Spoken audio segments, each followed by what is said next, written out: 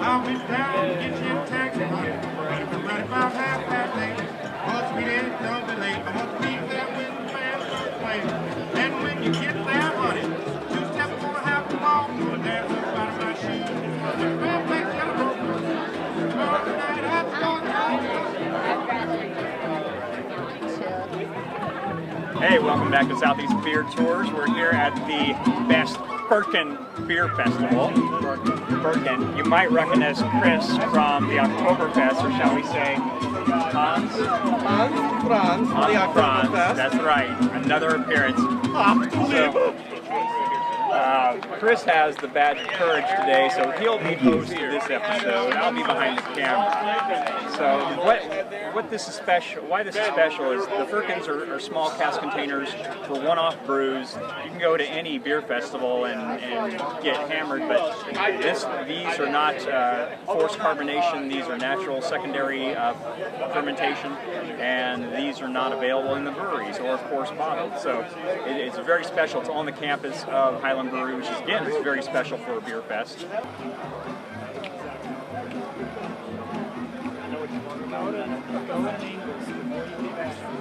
Level Brewing out of Waynesville. How long have you been open?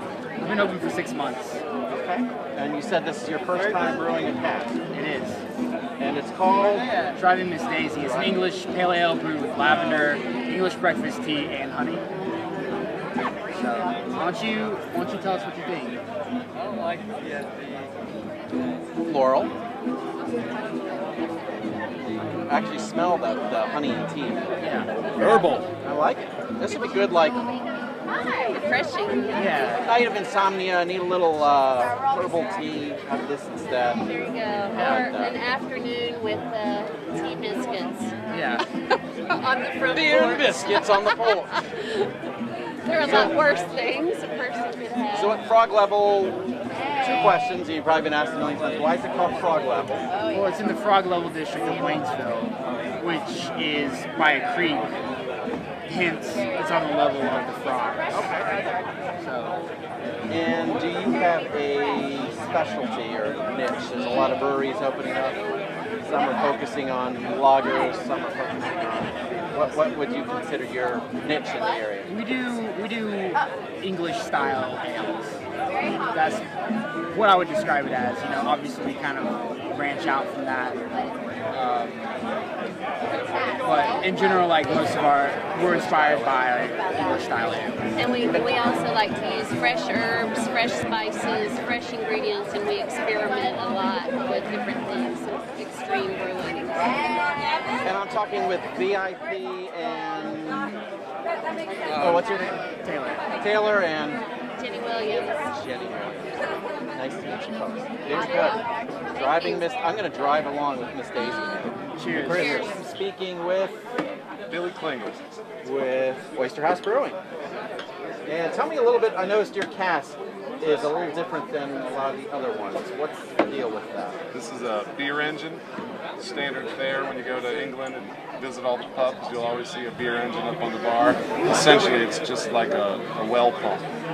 I'm pumping the beer straight out of right out of the cask. So just like all there's a hole in the cask that lets the oxygen in as I pump the beer out. But the best part is this little sparkler.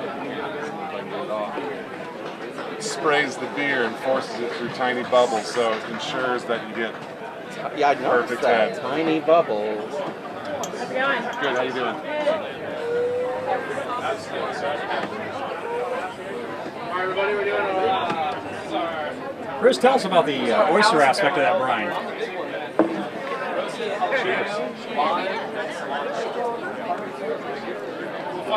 Faintest hint, very good, smooth.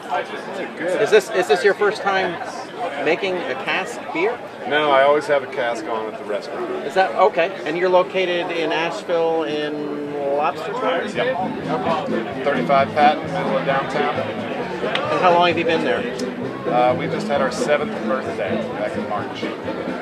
And you focus. I know this is your signature, the Oyster beer. What do you brew any other styles or? Sure. We've got an IPA, a pale, a brown, a blonde. Christmas. There's an Abbey Ale release, and just recently started making an espresso stout with Dynamite Roasting Company. Espresso beans out in Black Mountain. I've had a couple of them over here, yeah. Well, they've got the club that's over there, so. Oh, the malt? Yeah. I'm Chris, and I'm with Chris, and we're just interviewing a lot of the local brewers here. Sure. And can you tell me what Asheville Brewing is doing today? I see this is the famous infuser. Yes, sir, yeah. What we've done here is we've done our Escape Artist Pale Ale, and we've infused it through Randall with lime, roasted jalapeno, and cilantro.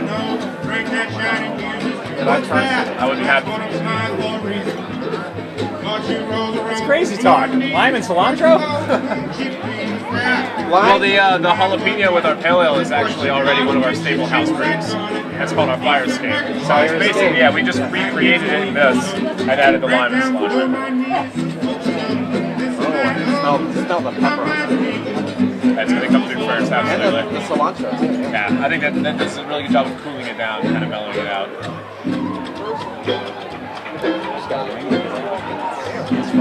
Yeah? That's the reaction that we wanted. Yeah, I like it. Now, how about for casks? Do you typically brew? We haven't been doing casks recently. We've just started doing them. We just got 4 Firkins in the brewery. So we're going to actually be starting Firkin Friday. I think at the end of beginning of next month, we're starting it. Firkin Friday. Firkin Friday. So we'll be doing infusers on Thursdays and Firkin Fridays. Are you still doing the infusion contest? Oh yeah. So long as there's an infuser, there's always a contest. I'm actually the guy. I'm a lucky winner once. I won and I picked out my shirt. I get the old school shirt. I was tempted to wear it today, but I didn't. It's funny, I'm actually the guy that chooses the names that wins that company. Well, I just entered this last one, the cherry vanilla, and I picked red, white, and hue for Houdini. That's awesome. But I didn't win, right? That's a good one. No, I haven't chosen yet. It happens on Thursday. I get the list on Monday, and Monday I choose my winner. And your name is? I'm Kevin. Kevin. Kevin, it's nice to meet you. Nice to meet you. Thanks for stopping by. Yeah, come on back. And finding out what they're brewing. And we had heard about the sour fig brown, and we definitely wanted to try it out. Can you tell me first of all, how you thought of that? Is it the first time you ever brewed it? Absolutely. Tell me a little bit about it. All right, cool. It is the first time I've ever brewed this beer. I specifically came up for it with this festival in mind. I was wanting to, kind of expand like what we were doing as far as our sour and bread and ices department. So I figured this would be a really good place to test out, some new ideas, get a new beer out there.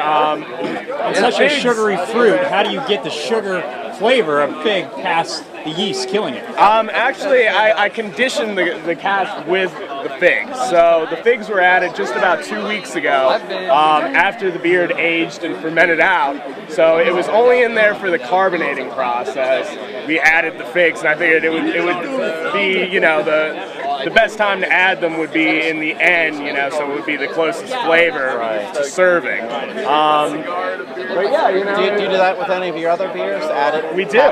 We do. Our mango IPA is also, the fruit is added in the finishing process in the conditioning tank. So we try and get that good, we dry hop and add the fruit at the same time. So it gets the most fresh flavor before it goes out to people. It has a little bit of a sour taste. How would you compare that to like some of the Belgian or Flemish sours? It's much less with this beer as compared to traditional Gueuze or Flanders Red. It's a newer beer, so it hasn't conditioned long enough to really get that overly sour flavor. Not overly sour, but to develop full sourness. And was it Craggie that was doing the ice cream floats for a while? Can you tell? Are you still doing that? We are, yeah. We're definitely still doing the antebellum ice cream floats with the antebellum ice cream. Ice cream and beer. It's a great combination, especially in the summertime. It might sound a little weird, but they go together really well. We're doing that with the hop here in Asheville. Nice. And once again, this is DJ, the Craggie Sheriff, right? That's true. It's also my birthday today, so this is Happy birthday! I am speaking with Dan Feldman. And you're with Mother Earth Brewing out of Kingston. Kinston, no G. Kinston! Yeah, no G. Yeah, they didn't like the king back in the Civil War, so they got rid of the G, and now it's Kinston. And you guys have a really good reputation in the area, probably all over. Are you distributing nationally now, or? I wish we were distributing nationally. Well, I don't really, because I don't know if I could brew that much beer that fast. But we're currently all over North Carolina, and we're just starting our distribution in Georgia, Atlanta only, in about a week and a half. So that's a big thing for us. You know, our first new state, and we're pretty excited about You it. at the Porter Bar or the Brick Store, or any ideas where? Well, we've got a distributor there, and so we'll be in retail and draft accounts all over the Atlanta area. It's nice to see you in the local stores here finally. I have to tell you that your Mother Earth, the Weeping Willow Wheat. The Weeping Willow Wheat. Whenever I meet someone, they're like, I'm not much of a beer drinker. I say, well, try this out. Have you ever heard that before? Yeah, I've heard that a lot, and not only with the Weeping Willow, but also we have a Sunny Haze Hefeweizen that we only sell in a can. It's an orange can. Really pretty. I'm not sure if you guys have seen it here yet, but it is distributed in the Harris Teeters, and great beer, again, for drinkers that aren't normally beer drinkers. It's really citrusy. It's not a bubblegummy hef. It's really refreshing. Great on a hot day at the beach. Comes in a can. You take it to the stadium. You take it to the beach. You take it with camping, and it's not too tough to get around. So you can and bottle. We can and we bottle, and we also go into 750s with cork and cage for our seasonals. Can you tell me about the two casks that you have here today, and what I'll be tasting soon? Yeah, well, these are creations of our cellar guy. Our cellar master's name is Joe Kavanaugh, and he's a cellar master. Well, that's what I call him. He's on Twitter. He's Cellar Kavanaugh. He's an awesome guy, but he decided he wanted to go to Merlefest this weekend. Merlefest? But he made an IPA here for us, and this is our standard Sisters of the Moon IPA. It's 7.5%, and it's we primed it with honey, and it's got dry hop with Cascade. And then this is our second one pale ale, which is normally only available in cans. So this is the first time I've ever served it on cask, so it is a little bit special. And 5% again, dry hop with Cascade. How does it differ being on a cask rather than in a can or bottle or draft?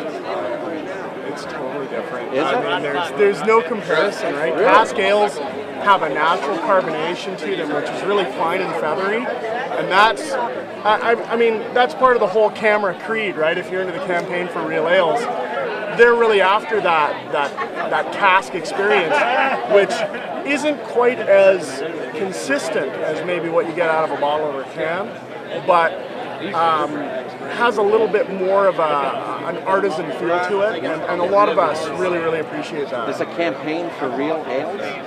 You never heard of CAMRA? I have not. What is that? CAMRA is a worldwide organization. I have not heard of CAMRA. CAMRA is a worldwide organization of people that started in the UK as a movement when the traditional pubs were going to macro beers, and everything was coming out on CO2, and the cellarmen, the cellar masters, their jobs were disappearing. People were no longer conditioning beers in the cellar. And that's huge, because you can take one of these beers and one guy conditions it, is completely different from the same beer conditioned from a different person. So people had their favorite pubs, and that was disappearing. Type of priming sugar they use? And the way that they were conditioning it, the temperature in the cellar, how long they were waiting. So the subtleties like you would find in yeast is actually breaks through in the whole conditioning? The way that you store your beer makes a huge difference in the way it tastes. You said you primed with honey over there. I did prime with honey, yeah. Can the yeast access the dextrose in honey? I mean, yeast can access sugar, period. Right? I mean, if you starve yeast enough, it'll try to break down things it can't break down, like itself. But yeah, I mean, honey's difficult to ferment, but it ferments very well, and that's why there's things like a honey pale ale out there. But it's